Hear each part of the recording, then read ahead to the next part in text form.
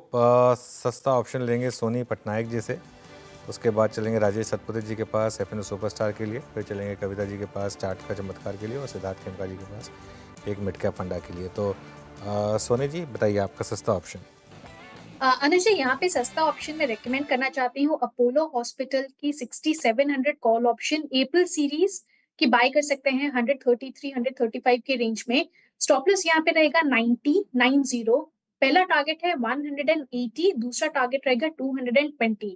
Apollo hospital में आज 6620 के ऊपर एक ऑप्शन चेन ब्रेकआउट आया है और 200 डे एक्सपोनेंशियल मूविंग एवरेज को भी ब्रेक किया है आज डेली चार्ट्स पे। क्लोजिंग बेसिस स्ट्रॉन्ग लग रहा है, टुवर्ड 6800 6850 लेवल्स टेस्ट कर सकता है। ठीक है, अपोलो हॉस्पिटल ये खरीदारी की राय। एफएनओ सुपरस्टार के लिए चलते राजेश सातपुते जी के पास। राजेश जी बताइए आपका एफएनओ सुपरस्टार। श्रेया जी देखिए, आप जुबिलेंट फूड का चार्ट देखिए, अगर आप इसका डेली चार्ट देखें तो लगता है कि यहाँ पे एक अच्छा कंसोलिडेशन हो रहा है करीबन 660 के ऊपर। अगर आप कैंडलस्टिक भी देखें तो लगभग 5 दिनों का ये क्लोज मिल रहा है, 5 दिन से 660 को रिस्पेक्ट कर रहा है, तो मुझे लगता है ये एक अच्छा स्ट्रॉन्ग कैंडिडेट है रिलेटिव स्ट्रेंथ बेसिस पे।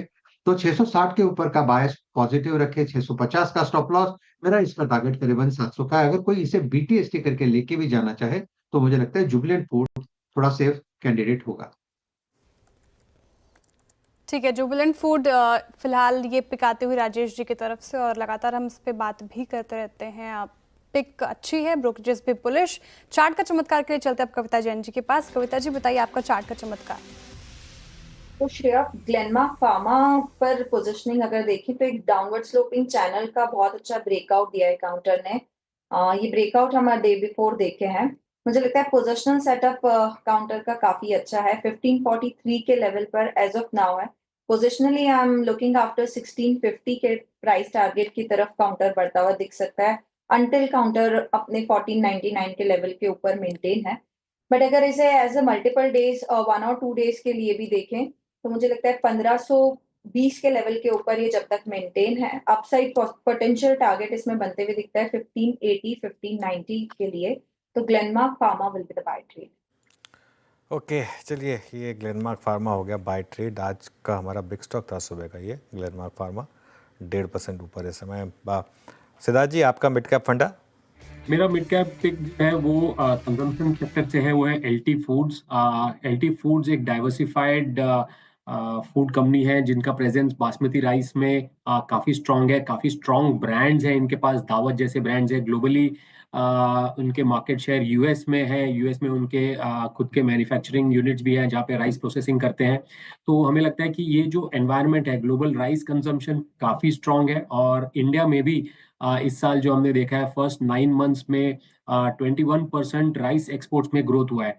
और काफी अच्छे जो डोमेस्टिक प्रोडक्शन की वजह से गवर्नमेंट ने एक्सपोर्ट्स रेस्ट्रिक्शंस भी हटाए हैं और इसका फायदा सभी राइस मैन्युफैक्चरर्स को हो रहा है।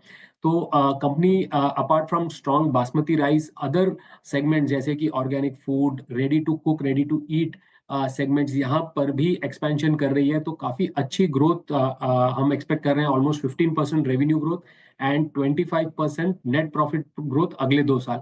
तो बाय कीजिए एलटी फूड्स, टारगेट प्राइस 460।